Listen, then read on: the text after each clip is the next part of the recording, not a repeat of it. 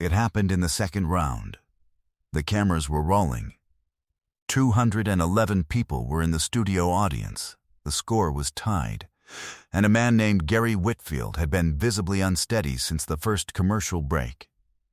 He was 67 years old, 6'2", and he had consumed, according to what his daughter would later tell producers, an amount of alcohol before the taping that she had tried to stop and failed. When Gary Whitfield pushed Steve Harvey with both hands, hard enough to move him, hard enough that Steve took one full step back, the studio made a sound that no studio audience has ever made before or since. Not a gasp, not a scream, but a complete and instantaneous silence so total it was its own kind of sound. Security moved immediately. 2 of them were halfway across the stage floor in 3 seconds. And then Steve Harvey held up his hand. One hand, palm out. He looked at the security team, and he shook his head once, very slightly. They stopped. Steve Harvey looked at Gary Whitfield, who was swaying very gently where he stood, and in the 8 seconds that followed, 8 seconds of complete, unbroken stillness, Steve Harvey did something that nobody expected. He reached out and put his hand on Gary Whitfield's arm, and he said, "Sir, let's sit down." It was an afternoon in March 2023. The Whitfield family from Louisville, Kentucky, had come with 5 people: Gary, his daughter Karen, his son-in-law Patrick, his nephew Darnell, and his wife of 41 years, Beverly, who had known within the first hour of arriving at the studio that this was going to be a difficult day. Gary Whitfield had started drinking at the airport. Beverly had asked him to stop. He had not stopped. She had considered pulling the family from the taping 3 separate times during the day, and had not done it because Gary had been looking forward to this for 8 months.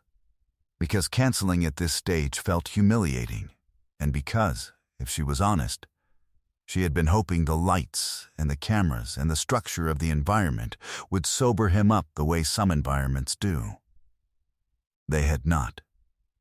Gary Whitfield was not a bad man. This was the fact that Beverly held on to every time she had to decide something about him, and she had been deciding things about him for 41 years.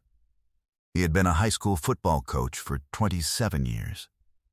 He had coached 412 kids. He had a wall in his den covered in photos of his players, their jerseys, their graduations, their families, in some cases their children. He had attended every one of those graduations he could get to. He had carried his players' burdens in the specific way a coach carries them, not by removing them, but by standing close enough to the person carrying them that they knew they were not alone. Gary had been diagnosed with early-stage Parkinson's disease in 2021. He had not told his team. He had told Beverly, his daughter Karen, and nobody else. He had continued coaching for 1 more season before the tremors became visible enough that a parent had asked Beverly about it in the parking lot after a game, and that conversation had been the one that ended his career. He had retired in the spring of 2022. He was 66 at the time. He had spent the subsequent year trying to figure out who he was when he wasn't the person on the sideline, and the answer had not come easily, and the gap between who he had been and who he was now had been partially filled, in the way these gaps sometimes are, with alcohol. Karen had known about the drinking for 6 months. Beverly had known for longer. They had talked about it twice directly and made no progress, and had each retreated to their separate strategies of management, which were not the same strategy and were not coordinated and were not working. Nobody in that studio knew that Gary Whitfield had cried in the green room, quietly, while the others were getting microphones fitted, because someone on the production staff had asked him about his career, and he had started answering, and then found he couldn't finish. The game ran normally through the first round. Gary was slower than the others on the buzzer, slower than he would have been 2 years ago, slower than he wanted to be, And he knew it, and the knowing made him quieter than the family had expected. Karen watched him from the contestant row. Beverly watched him. They watched each other, watching him. In the second commercial break, Gary Whitfield stood up from the contestant row. He walked toward the center stage. His gait was unsteady, not dramatically, not in a way that was immediately legible to everyone in the room, but in a way that Karen recognized from 6 months of knowing what to look for. Steve Harvey was standing at the podium reviewing his cue cards. Gary walked to him. He said something. The audio later recovered it as something approximately like "I need to tell you something." And then he put both hands on Steve Harvey's chest, and he pushed. The push was not violent in intent. It was the push of a man whose body had stopped being fully coordinated with his intentions, whose grief and frustration and pride and loss had accumulated in this moment, in this room, under these lights, and had come out the only way the body sometimes finds to release something it has been holding too long. It was still a push. Steve Harvey took one full step back. Security moved.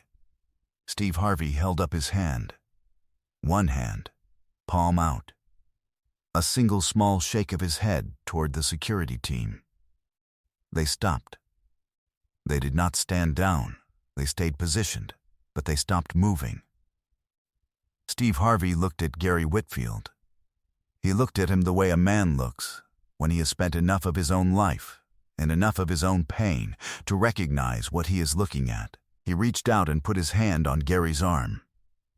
He said, "Sir, let's sit down." He guided Gary Whitfield to the edge of the stage. He sat beside him. The audience was completely silent. Not a breath, not a movement. Even the crew members had stopped what they were doing. Steve Harvey sat on the stage floor with Gary Whitfield, and he said nothing for a moment. He just sat. Then he said, "Tell me what's going on." Gary looked at him. His eyes were wet. He said, "I coached football for 27 years. He said it the way you say the thing that contains everything else." Steve Harvey said, "I know. I heard." Gary said, "I don't know who I am anymore." He said it simply, not dramatically. Just as a fact, stated by a man who had been looking for the answer for 18 months and had not found it. "I've been that coach my whole life and now I'm not. And I don't know what I am instead." The studio fell completely silent. Steve Harvey looked at the floor for a moment. He looked up. He said, "Let me tell you something." He said it quietly, the way he says things that are true and not performed. "In 1985, I had a moment where I sat in a parking lot and I thought about not being here anymore." He said it plainly. He did not go further into it. He said, "I didn't know who I was when the comedy wasn't working. I had been building my identity on something that wasn't paying yet, and I didn't know what was underneath. And there is nothing like not knowing what's underneath." He paused. "You know what I found underneath? The same thing you'll find. The person who showed up to every graduation. The person who knew every kid's mother's name. The person who stood close enough to people carrying weight that they knew they weren't alone. That doesn't leave when the whistle leaves. That's who you are. That's always been who you are." Gary Whitfield pressed his hand over his eyes. Beverly was standing at the edge of the contestant area. She had her hand over her mouth. Karen had both arms wrapped around herself the way people do when they need to hold themselves together from the outside, because the inside isn't managing on its own. Steve Harvey turned to them. He said, "Can you come here?" Beverly and Karen walked to the stage. Steve stood up. He made space. He stepped back. He let Beverly sit beside her husband, and he stood behind them, and he waited. He was not done. He pulled out his phone, something hosts never do during tapings. He said, I want to call someone. He called Dr. Victor Lang, a men's behavioral health specialist in Atlanta, whom Steve had supported personally for 5 years. He did not put it on full speaker. He held the phone so that Gary could hear it, but the room could not. He said what needed to be said privately, quietly, standing at the edge of the stage with his back to the cameras. He arranged for Gary Whitfield to have a consultation. He arranged for it to begin that week. He hung up. He turned to Gary. He said, "You're going to talk to someone. Someone good, not because what happened today defines you. Because you deserve support that is larger than what any one person in your family can give you. And there's no shame in that." Gary Whitfield looked at Steve Harvey for a long moment. Then he said, "I'm sorry for what I did." Steve said, "I know." He paused. "I'm not thinking about that." He looked at Karen. He looked at Beverly. He said, "Take care of each other tonight. All 3 of you." Together, he turned back to the studio. He said, "We're going to take a break. And when we come back, both families are going to finish this game." He looked at the Whitfield family.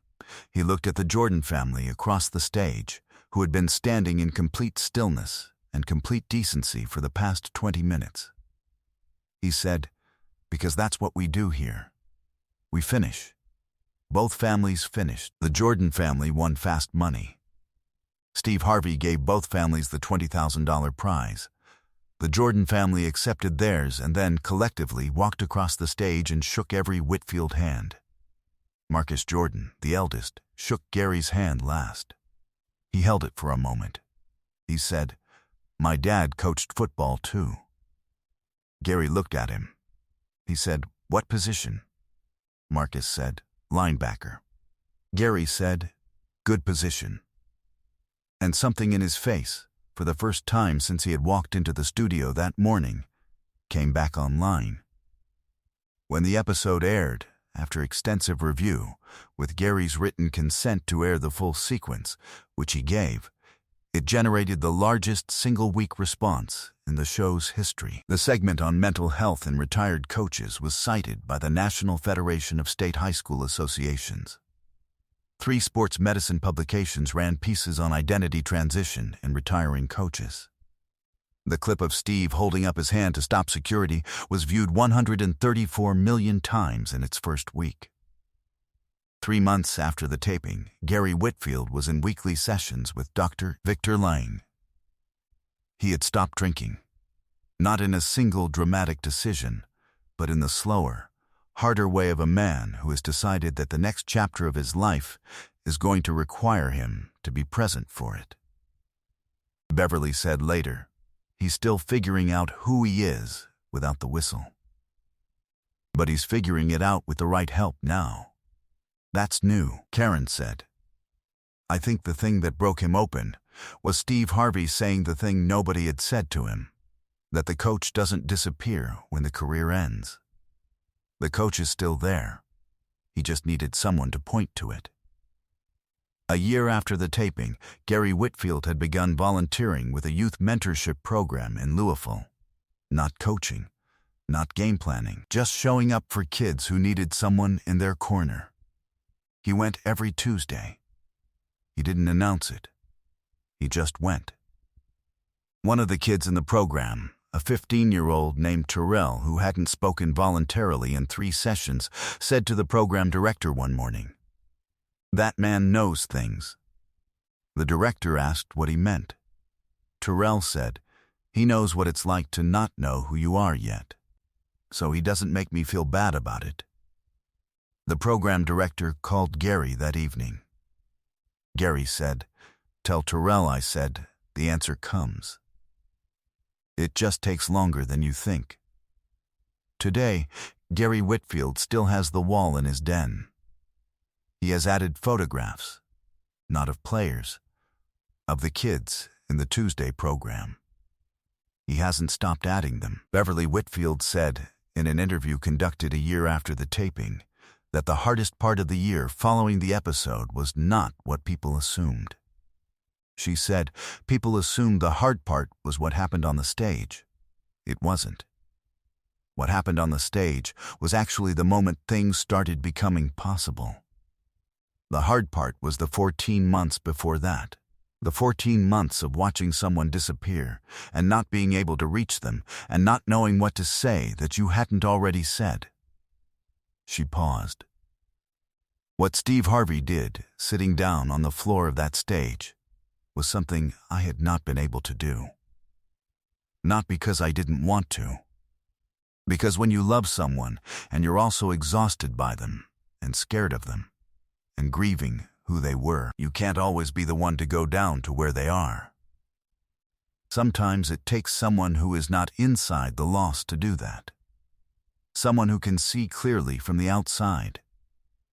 She said, "I am grateful to that man every single day." Karen, Gary's daughter, had a conversation with her father 6 months after the episode that she described as the first honest conversation they had ever had about his coaching career.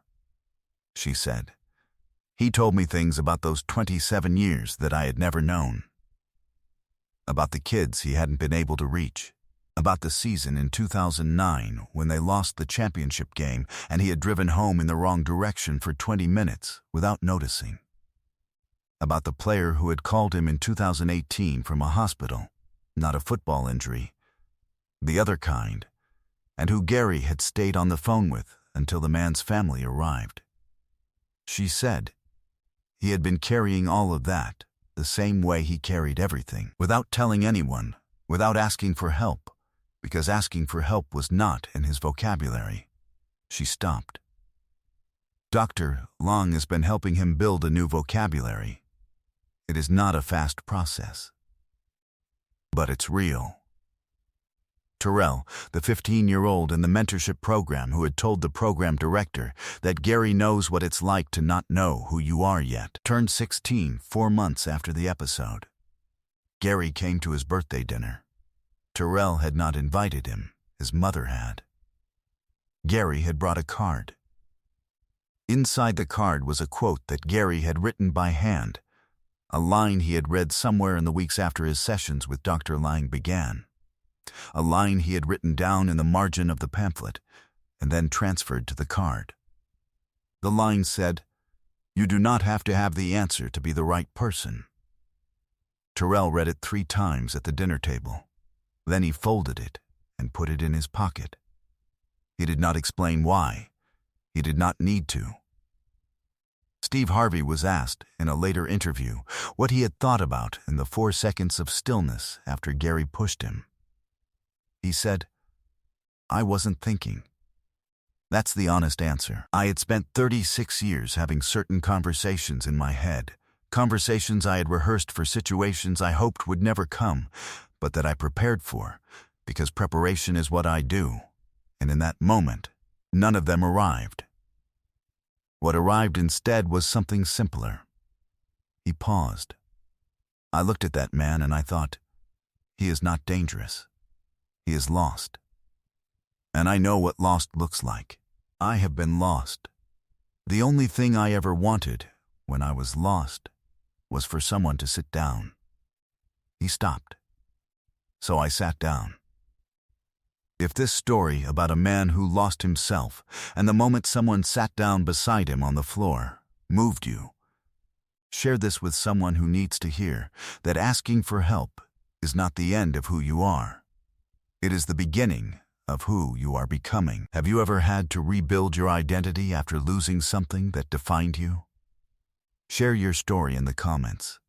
Subscribe for more moments that prove that the most important thing one person can do for another is refuse to let them be alone with the worst version of what they're thinking.